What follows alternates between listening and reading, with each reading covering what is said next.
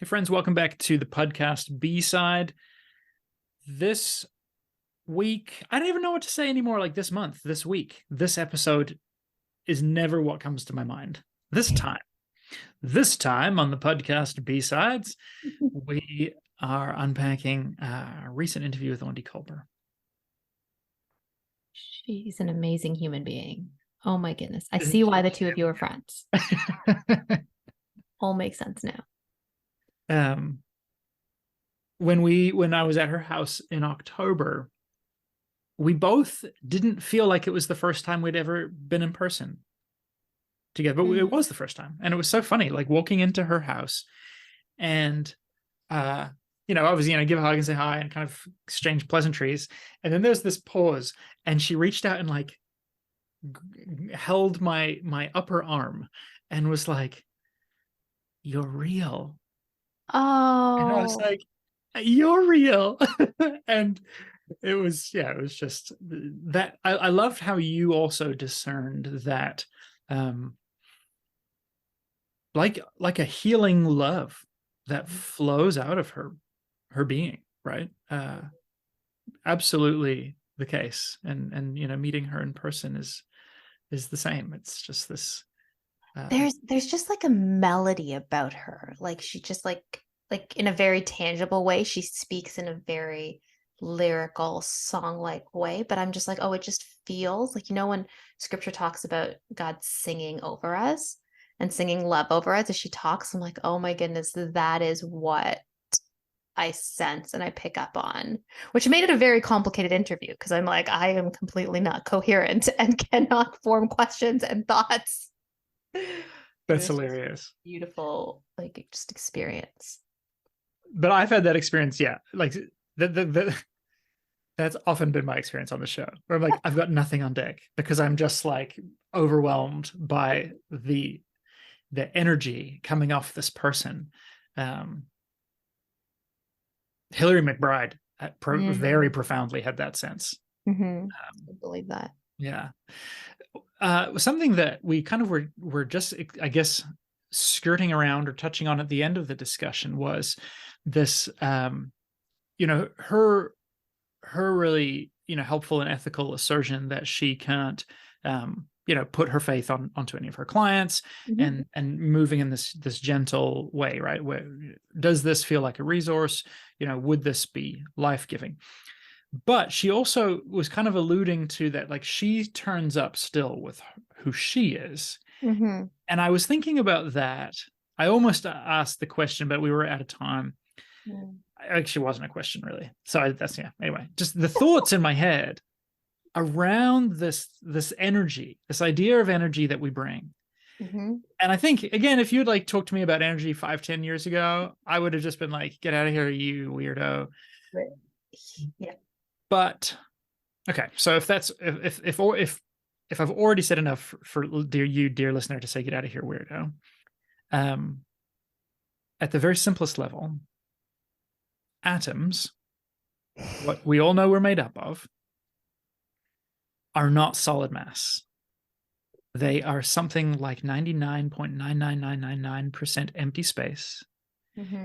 If you remember your high school physics class, you've got a nucleus, electrons, various different, subatomic particles that spin around one another. And they're mostly just energy relationships.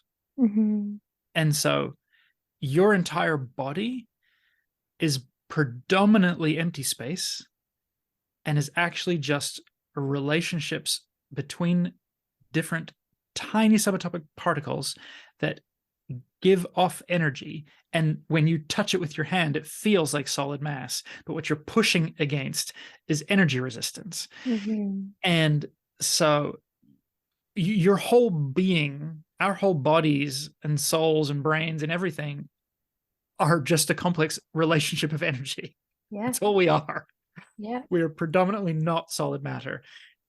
And then beyond that, parts of our body, particular organs, your heart, your brain, have specific and unique electromagnetic fields. And the human heart creates an electromagnetic field that can be sensed something like 2 to 3 feet away. So the energy field that your heart creates in simply pumping blood around your body and doing all of that work is detectable by scientific instruments outside your body. That's so cool. And to me, that made so much sense when I learned that, Yeah. because like if I stand, and I don't know if this is everybody, but if I close my eyes and stand in front of a wall, I can feel the wall is there. Yeah. Right. You know that. Yeah. And certainly like standing close to people, let alone touching someone, I can feel an energy. Sometimes even when somebody walks into the room, you haven't even looked or noticed. And there's like a yeah, exactly. We do this thing with our hands and we make a sound with our mouth, and we know that somebody has walked into the room. And so I felt like Aundi was just kind of almost alluding to this thing that our attachment to God that we carry is going to affect a person that we're helping, serving, caring for. You know, she's talking about clients. You know, for me, that's more like, you know, just pastoral work and even coaching sessions.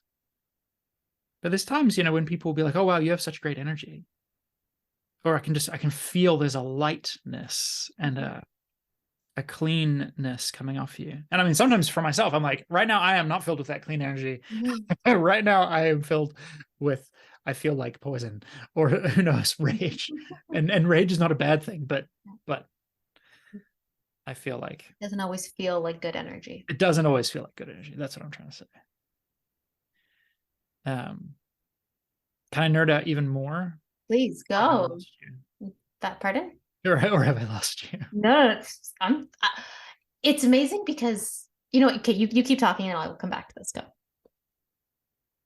Okay, because if we go even smaller than like atoms and subatomic particles, and we get into like quantum physics, I'm certainly no expert in this, but I'm a bit of a sci-fi nerd and I do like to read science.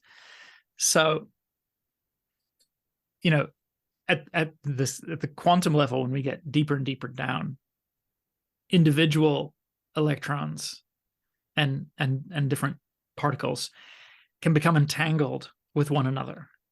And what that means is that they mirror one another's state.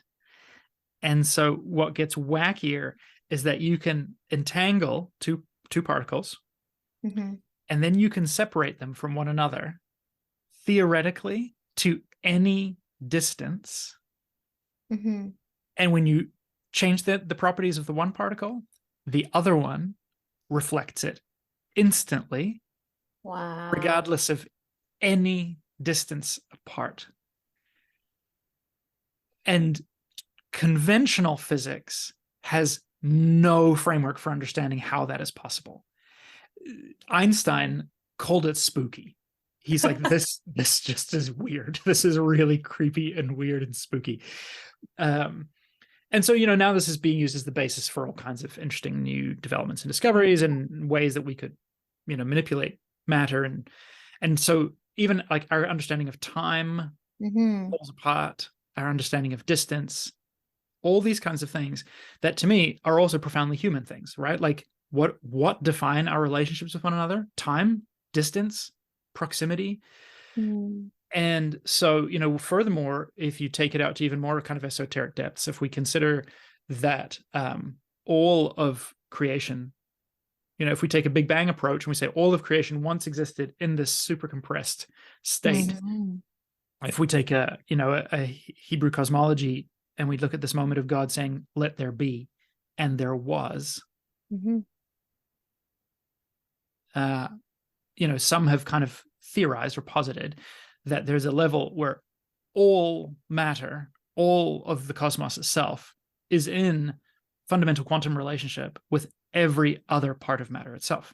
And so you and I are connected, as is anybody and everybody else, beyond just kind of, oh, we're all one, in kind of these really spiritual ways, Mm-hmm.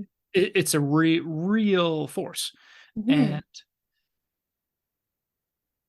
And the more like that I read that stuff, the more I'm like, yes, that makes sense to me. It's weird, and it's weird when it's presented as hard science because it's just so hard for the brain to comprehend. But that intrinsically feels true to me and makes sense of even scriptural things like, Christ holds all things together. Hmm. Yeah. I feel like anything with like hard science, like it's like, and so this is also not how my brain just naturally goes. So it's so mind-boggling, but that's part of the beauty of it, right? Like if it's not meant to be a simplistic 2 + 2 = 4. Um, but I think we actually see that play out like even on a more simple quote unquote level. Like I think of twins, and so you're both grown and developed in the same little uterus, often sometimes in the same sac, right? Like if you're not in, if you're, oh my goodness, I'm losing my words. You're not fraternal. Fraternal.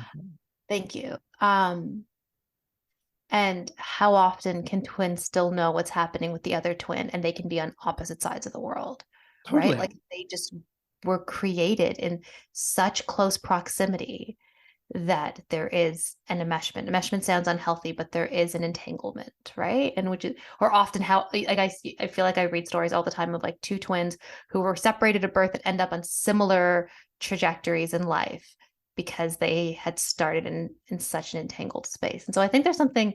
Or when one twin dies and the Yeah. other knows the moment it's happened, they can Yeah. just feel it and They later know. learn. Yeah. And I think even when we look at our DNA, right? I cannot remember the stats, but I feel like it's 98% or something that we have the same percent DNA like shared between you and me, between you and me and a banana, between you, like from there's so much correlation in our living natural world that makes absolute sense that if all particles were so close at one point that there would be similarities. I don't know how we got here. Well, I What? was just thinking we got here because this is everything that was in my mind when Aundi was talking about, I'm not going to push my faith onto my clients because that's unethical, but I'm turning up with all of who I am. Mm-hmm. And that changes people. And I wrote this, I kind of came to this line of thinking a few months back. I was writing something for the Practice company, the Practice Co app. Mm-hmm. And it kind of hit me that, someone else's wholeness is always provocative, right? Like when you encounter someone that's just really at peace with themselves, Mm-hmm. someone that is really present, someone that is really attuned to themselves and has done the work, to grow in their enoughness, their belovedness, to own that, you can tell there is something about that person. Hmm. Like, especially when if you just think of the opposite, right? When we're so used to people rushing, people being busy, people not being present, people needing something from you, people trying to manipulate you, people trying to sort of like passive aggressively get something out of you. And when you encounter someone who needs nothing from you, needs to prove nothing, and is profoundly at peace with themselves, it I find it always is very provocative. And I can almost feel this thing coming off of them. And it sometimes it provokes my insecurities because I'm like, this person doesn't need me. There's nothing I can do to help them or trigger anything in them. And oh, what does that now mean about me? Hmm. Now that's all my issues in terms of value coming from help. But it's just fascinating to me that I think the only thing we need to do to trigger a wholeness process in someone else is to sit in our own wholeness. The more Hmm. you move towards an embodied sense of enoughness, the more you provoke it in the world around you. I think, at least this is my very like esoteric Yeah. theory about life. And so again, I think when Ondi's saying, well, I turn up for a client connected, present to myself energy, present to God, attached to God with us. And I think what she wasn't saying was that her clients are going to benefit from that, whether they believe in her God, practice her spirituality or not. That's what I was hearing. And I think that's the deeper truth.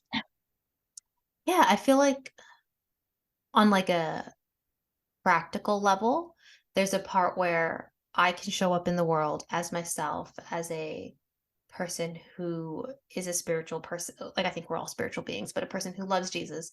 And whether you share that belief system or not, I can still live out of the fullness of that, right? Like, I can still see the divine moving and working in your life. And we can be on different journeys in that, right? But I do think you're also right. And I think especially for you and for me as empaths who pick up so strongly on what someone else is showing up with and where they are emotionally, you're absolutely right. Where if she is showing up as her whole self, which she so evidently does, that itself is healing for the people that encounter her. Yeah. Yeah. I think that's going to be the way it is for everybody. Yeah. You and I just happen to be able to sense it. But I Yeah. think that dynamic is happening, right? Whether people can sense that's happening or not. You know, we know, and again, we know this, I think, also from like a nervous system level, right? Where when you're spinning out, you know, the right kind of gentle touch from another human being, you know, especially let's say like can bring you right back down into a safer space, right? Especially if you've just had like a near death, like a physical near death experience, you're panicking, you're losing it. Maybe like, I mean, I as a child almost drowned on 2 different occasions, and you know, and you're totally spun out, and you know, somebody breathing with you, Yeah. somebody's presence, it gives you real resources that you need and can't reach. Yeah. You know, obviously you still have lungs, obviously you still have a brain that can breathe and is breathing, but you can't access those resources in the way that you need them when you've experienced those overwhelming circumstances. You and I have been talking about this, I think, especially in the last few weeks, just in terms of even parenting. I think in the framework of parenting often, because I think it just simplifies like bigger ideas for me. But when we are narrating or parroting to our children what we are seeing happen to them or helping them de-escalate, so often it's just mirroring to them like a coping strategy. It's probably the wrong, like, yeah, or a way to help them. Like, often part of my de-escalation strategy with my children is putting them in a position where they can mirror me de-escalating. The problem comes if I am escalated and then we just build on each other, right? But I think that you're so, like, yeah, there's just power in actually being able to, you can feed off each other. Right. And as you pointed out, that can go good and bad. Yes. It can go either way, right? Dan Siegel talks about, you know, the child who's losing it and the parent who's losing it in return. Yeah. And he's like, it's like 2 lizards having a hissing match at each other. And you're both using the most primitive parts of your brain because you've both interpreted the other person as the threat to your survival. Yeah. And I'm like, right, okay. Not getting anywhere. I'm not getting anywhere. No. It's like just like presence. Yeah. Presence is a resource. And the presence of human to human, the presence of self, being present to ourselves, the presence of the real presence of God. Yeah. Okay. So this is really full circle for me. So I was saying in the interview that I just came back from a couple days away by myself. And often, whether I haven't gone away by myself often, but if I take like I'm taking a spiritual day, a spiritual retreat, I'm going away for like 12 hours, whatever it is. There's always so much intentionality around it. It's like, okay, so I'm going to go and I'm going to hear a word from God. And inherently, I don't articulate it this way, but I'm like looking for marching orders. I'm looking for something to help direct my future. And so this time I sat there and I'm like, so I'm journaling it out and I'm like, all right, what is my intention and hope for this time? And I had nothing. And what I just kept coming back to from Holy Spirit, from my own body, from the spirit within, was that my body was good and I need to sit and honor my body. And I was like, well, what the heck? Like, this is unproductive and angering. And it was a real struggle for me. And really, like, and so as I'm sitting with it, and I was sitting with it for the last like 48 hours, I'm like, okay, so like, no, I actually want to be present and honor who I am and the divine in me.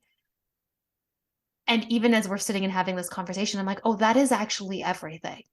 Because if I can show up in the world as a whole human who honors the divine in herself, then that is everything for every encounter I have. Like, it's not that like I need to be intentionally like, oh, I've heard from God, so I can like give you this. Everything that I have is to give away.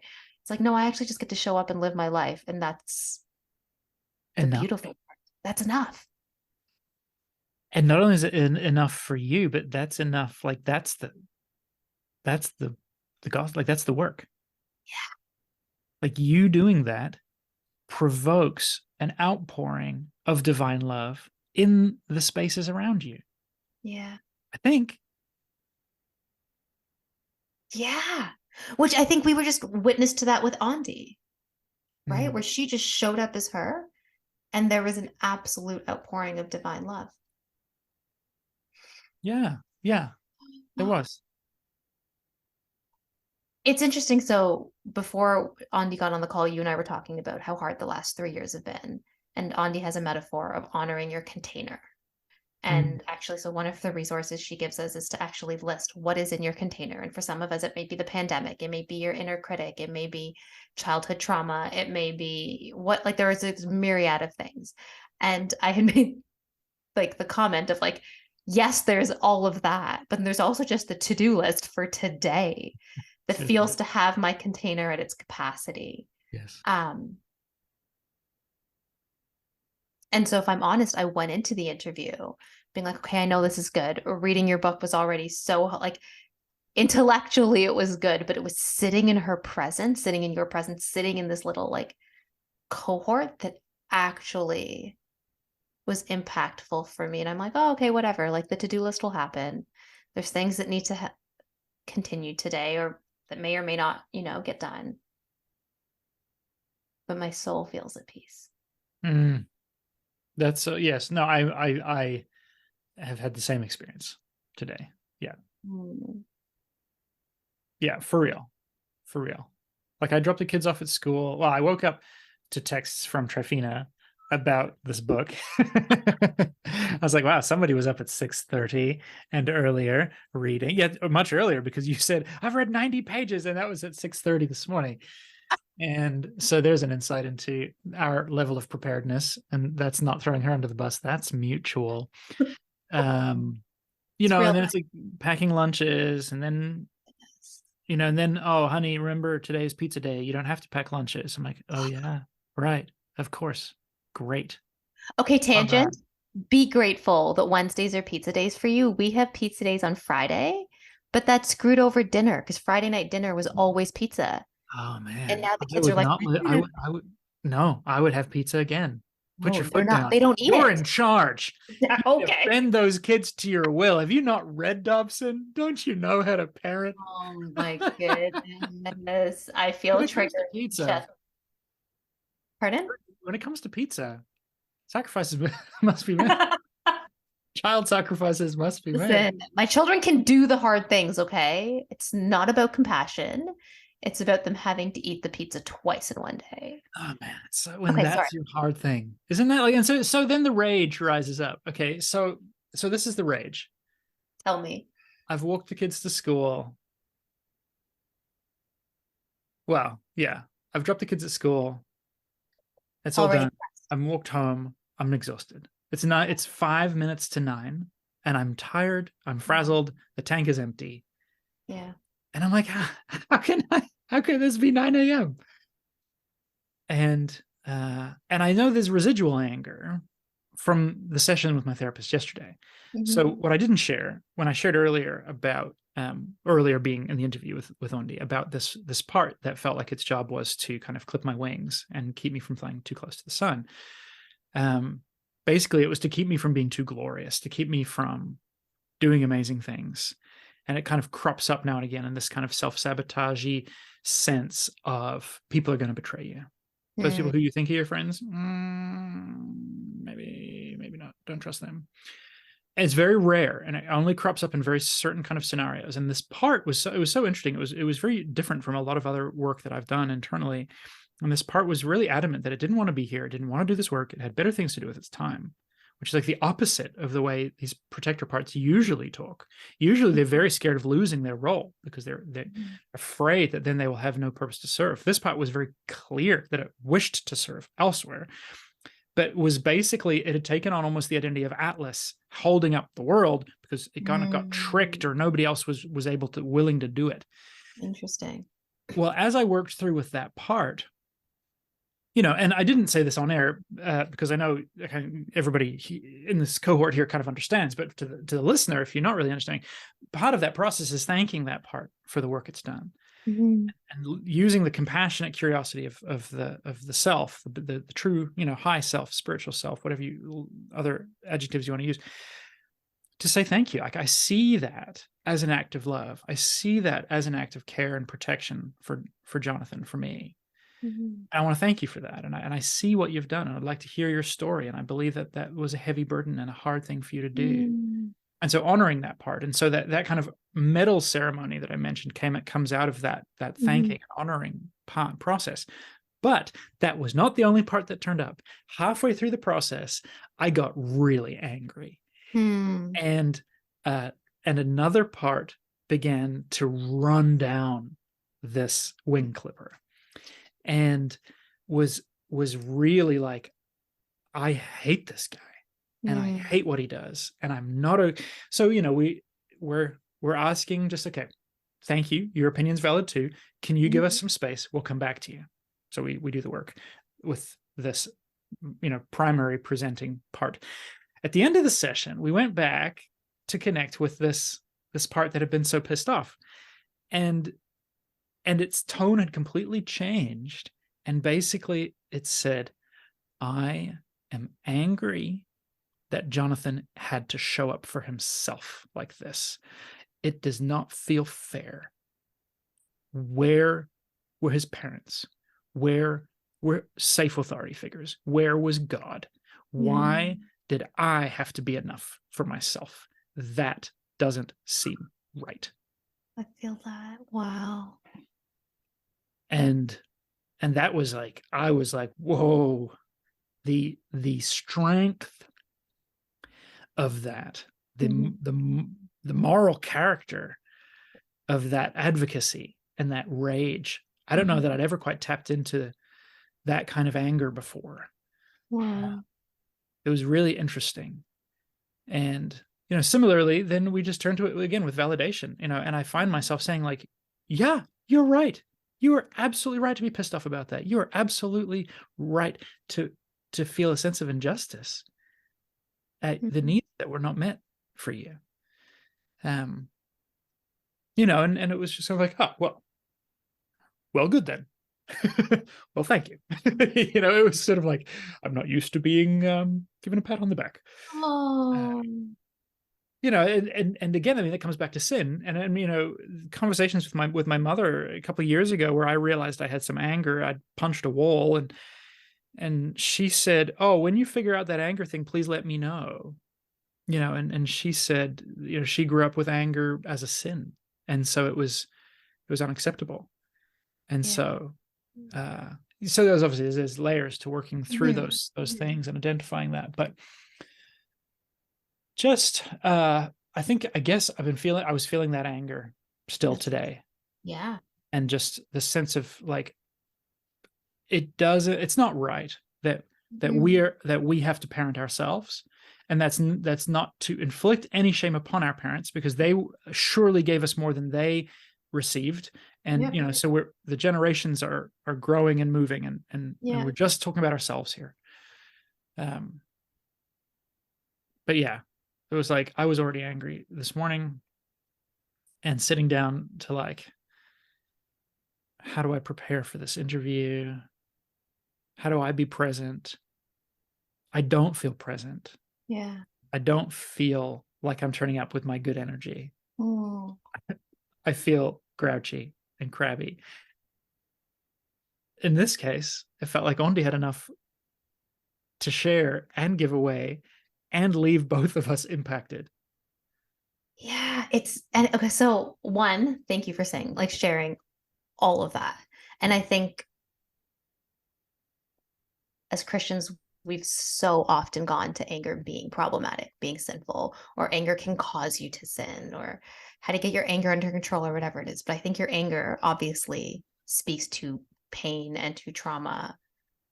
And we often talk about it as a secondary emotion. I'm not sure if I'm going to completely align with that, but I do think your anger is 100% valid. And so I was gonna say to you is I'm like, so even in your anger, even in your grouchiness, you still showed up. You were still professional. Like you had a great, like it was a great interview.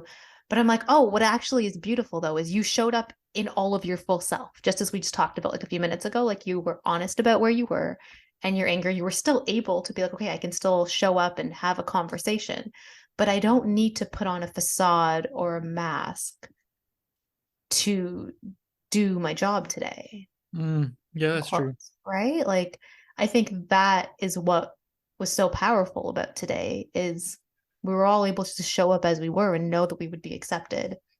Yeah. Um love but like so like anger is hard.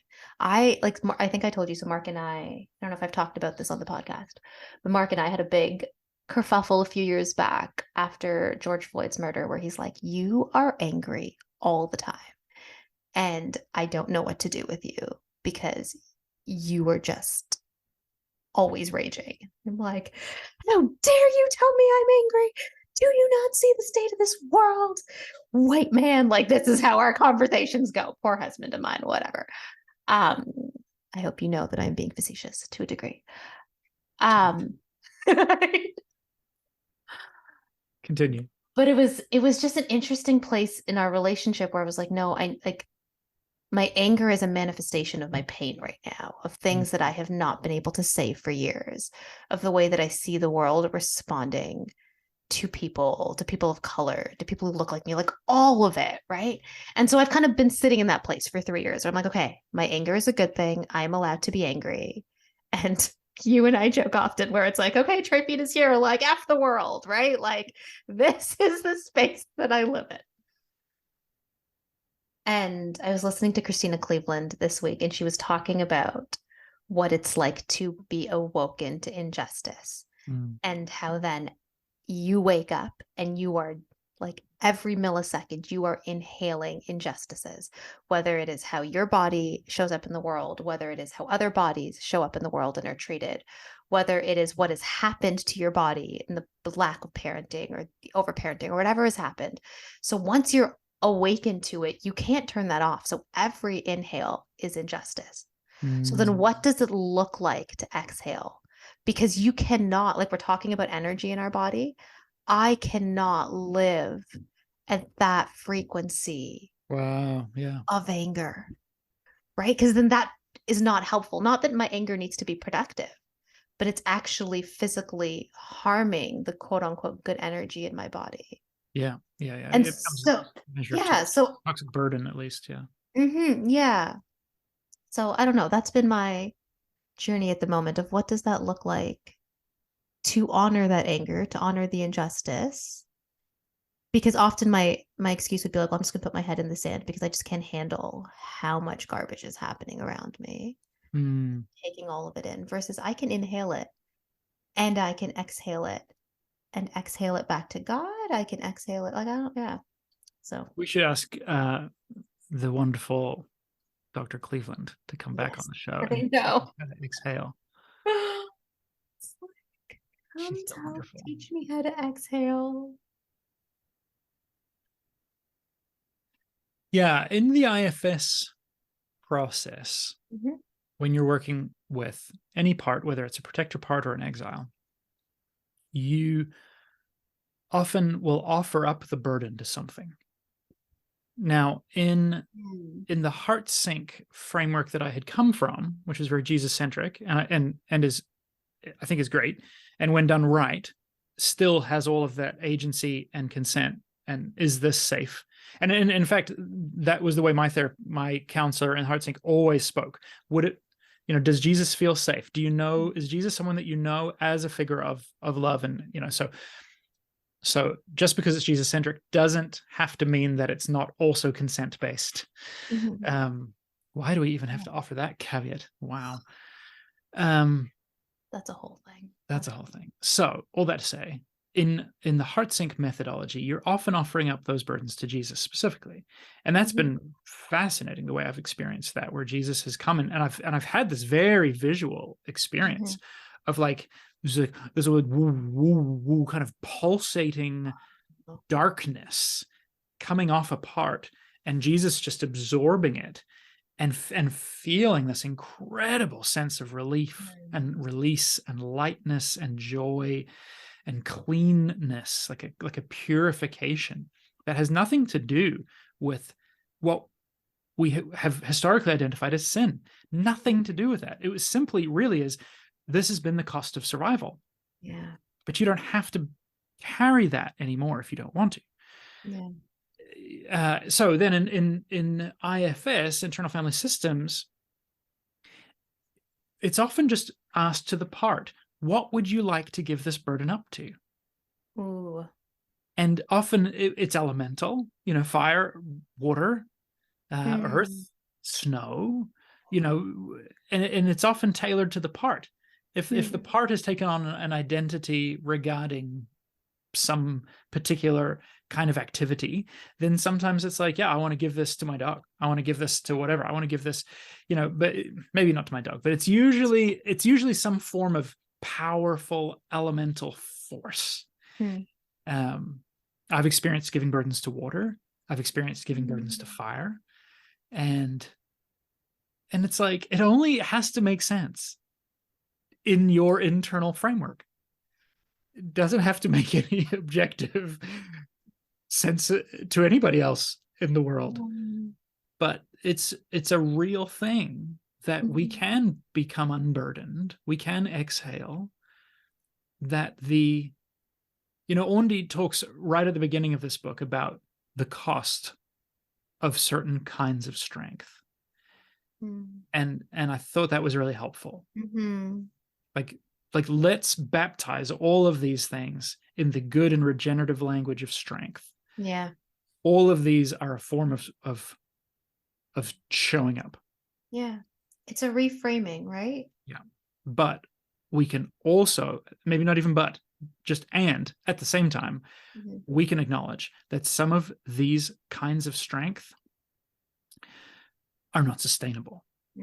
Some of these kinds of strength have a downside cost. And I mean, we know that intrinsically, like if I've got to, like she uses the example, of a mother that suddenly summons the strength to lift a car, off their pinned child. Okay. Well, lifting that car is not sustainable. Holding that car up is not as sustainable as putting a car on a jack. If I have to change my tires, right, maybe I can hold some of those things. Like I can get down on my knees and do work on my car. But if I'm wearing knee pads, I can do it for way longer. Yeah. And suddenly I have a resource that I didn't have access to before. Yeah. And so acknowledging that even these strengths, some of them are more generative, some of them are more costly. But they're actually all part of the sacred task of life. Yeah. And so even on the same analogy, right? You may summon the strength to lift the car and then throw your back out and be dealing with that for weeks later. And I think you've done the best with what you could in the, can you tell, like we've both tell whose spouse has back issues. I know. Thank you for saving our children, Mark. Oh my goodness. Sorry your back hurts. But yeah, just like also because so honoring that you did the best with what you could at that time with the resources that you had, and there may be pain that you are dealing with because of that. But because you did the best of what you did, you saved yourself to a degree, right? Like when she talked about disassociation being a gift from God, because if you weren't able to disassociate, you would not survive in that moment. Oh man, that was hitting me hard Yeah. when I was she like, was like, "So what would have ooh, happened if you didn't jump out of the way of that car?" yeah, yeah. Like she didn't. She kind of just left it open. I guess she's so gentle. It was hitting me. I was just like, death, death, death, death, dead, over and over, dead. Yeah, But yeah. that's not been our I mean, you story. said it. You're like, you would not be alive. Yeah. I had to say it. Like I was like, I have to Oh say my it goodness. because it was hitting me so hard. Like God gave us these things. Hmm. Like I've been chewing on this for a little bit, but it's clearly still working its way down to my heart because every time I hear it, it's still kind of hitting me. Hmm. And Ryan Kuya, Hmm. who is also a mutual friend with Aundi, but who is on Instagram and elsewhere. You should follow him, everybody. He's also a therapist. And, you know, he talks about having lived years, like most of his life, in a complete shutdown survival state Hmm. due to all kinds of events and things in his life and issues in his body. You know, and he was sort of pushing me, and we were having some dialogue a few months back about like, you know, Jesus himself like has a panic attack in the Garden of Gethsemane. And I'm kind of like, really? Because in my head, a panic attack is a failure, you know, bordering on sin. Mm. And I believe Jesus lived sinlessly. And he's like, you don't like blood don't come out of your pores when everything's okay. And Blood I'm don't like, come out of your pores. That's how you know Jonathan's from Rexdale. Sorry, go on. just slips out sometimes. Go. I like tried to say that differently, I and that know, was what came out. I know, I love it. Go on, sorry. If you don't know what Rexdale is, Mm. dear listener, it is Sorry, that was a one of the rougher areas of one of the less nice cities that make up the mega city of Toronto. And Tryphena and I both grew up there. I resent that it is not nice. I think it is beautiful. It is Etobicoke is not beautiful. listen, but I think Etobicoke has it is pockets of beauty. it's a conglomerate of lots of different cultures, and so you have a very unique accent that comes up out of it. Hence the Those are good. Those are the good and redemptive parts that you are clearly remembering, not the constant gunshots or crime, Oh stabbings. my goodness. One of the kids in my grade uh, stabbed a guy who died, and then this guy was on Canada's Most Wanted. I believe, to my knowledge, he's still like one of the top 25 like unsolved. Like he bolted. Who knows where the guy went? Oh, it's so heartbreaking. That's Anyway, that's Rexdale. What were we saying? Blood doesn't come out of your pores unless you're in a state. unless you're really in a really far gone state. And so here's Jesus. And this is what my therapist said to me also. Jonathan, here's God in human flesh doing the most important thing that's ever been done. Hmm. And Jesus would have preferred to tap out. Like Jesus was like, take this cup from me. And if we believe that Jesus lived righteously, then wanting to tap out and even vocalizing like take this from me is not any kind of cop out, is not any kind of failure or sin or whatever language you use. That's a acceptable part of the puzzle. Wow. That hit me hard. Wow. It's like you're right that in so many ways there are parts that my head know, like there are ways in which my head knows this, right? We've been, I feel like, talking about this for the last couple of years. But my heart does not, because if I'm gut level honest, I spend so much of my time and my money. I'm like, okay, I don't want to disassociate, so I'm going to go after that. I don't want to have panic attacks. So I'm going to go after that. And these are all beautiful and healthy things, because I do think you want to, you know, we're always looking for our wholeness and our healing, but not honoring disassociation has become a dirty word in my mind. Oh, totally. My own stuff. Yeah. Yeah. Yeah. That's like, that is a beautiful thing that your body did to protect you and to save you and continues to do. Yeah. But yeah. Can we, yeah. Yeah. I've been just exploring some of that in my head and my heart, in the last little bit, like even the lies we believed, even the real distortions of the truth of reality that we came to, they were all our brain had available. It was that or die. And so what alternative did you have to believe? You had to believe that thing. You had to believe that every good thing would be taken away from you. You had to believe that those who love you also hurt you. Because you had no other way to make sense of the world as a 3-year-old, as a 4-year-old, as a 5-year-old. And that's the other thing. It so often happens these young formative years. So can we look at all of that with dignity? And all of that with grace? You got me here. You got me here. And I thank you for that. And from a parts work framework, you then say, is there something else you'd rather be doing? Yeah, oh, that's good. And actually assigning a measure of personhood to that system, that mechanism that has kept you alive. What if you didn't have to do this anymore? What would you be freed up to do? Yeah. What would you rather bring your energy to bear on?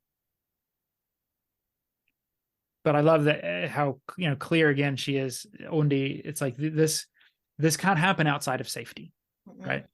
Somebody was running through some of this stuff with me the other day, and I know that they're in an unsafe place, right? And they were kind of like, why can't I heal? Why can't I grow? I'm like, friend, you are not safe. You can't do that work. No. In the midst of that. So, there's a quote early in the book that I think is sort of like, safety is what is needed to heal, and creating safety is the work. Yeah. And I was like, that's good. That's really good, but really hard. But this is like, and sometimes I'm tired. Pardon? I'm just tired. I don't want to create safety today. No. Sometimes creating safety is binge watching Netflix, and that's okay. But you're right. You're right. Because if your prior pattern was to push yourself to productivity. In fact, I had a very keen sense of that this week, Monday, with this is months later, with the strike that we had. And we had an extra kid. We had a neighbor's kid. It wasn't a strike. It was a protest. You're right. They were legally not allowed to strike. So don't come at us, educational workers, because we know that you were not striking. No, you're right. We're 100% with you. We really are. We're 100% with you. No sarcasm there. 100% with you. You people deserve way more than what you're paid. The neighbor's kid came over as well, because their plans all fell through. And so I've got 5 kids that I'm working through online schooling in age from 13 down to 5. And I reached this point later in the day where everything was basically done. And I was like, I have been in such a hyper functioning mode all day that if I don't forcefully do something meaningless now with my time, I'm going to keep functioning at this level at great personal cost. And so I sat my ass down and I played video games. Good for you. And it specifically needed to be something meaningless and unproductive in order to be safe. Yeah. Because I was on an unsafe trajectory with myself. So that I completely co-opted your story of No, good for you. Netflix I being love created. it. I don't know where I was going, but I was going to say, like, circling back a few months when we had Holly Oxhandler on the show, like, I feel like you embraced that. You listened to your body as to when you needed to stop and you did something restful. Because we've talked about how even in our rest, we often try and make it productive. Like, I can sometimes come over and use your sauna and be like, okay, this is like me trying to rest and meditate and clean my pores. And I'm like, why does this need to be productive? Why can I not just take a nap? Right? Like, so for you to be like, no, I'm gonna intentionally do something that I can't even let productivity co-opt is really powerful. Which is okay, which is literally the point of Sabbath. The point of Sabbath was unproductivity. Yeah. So we can even look at God then as commanding in that biblical framework a period of unproductivity. Yeah. For our own damn sake. Yeah. Yeah. Create safety, children. Yeah. Oh. Aye. Praise the Lord. Yeah. Wow. Okay, I feel like you and I can keep going, but we're going to go in circles. Thanks for listening, friends. Mm-hmm. Grace and peace to you. Meaningful closing remarks like create safety in your life and go and buy Aundi's books. I was like, or maybe there don't need to be meaningful closing remarks. Like, yes, go buy That's Aundi. why I specifically Yeah, said it in that tone of 100%. voice, like I love it. I implying love sarcastic. Meaningful closing remarks and goodbye. the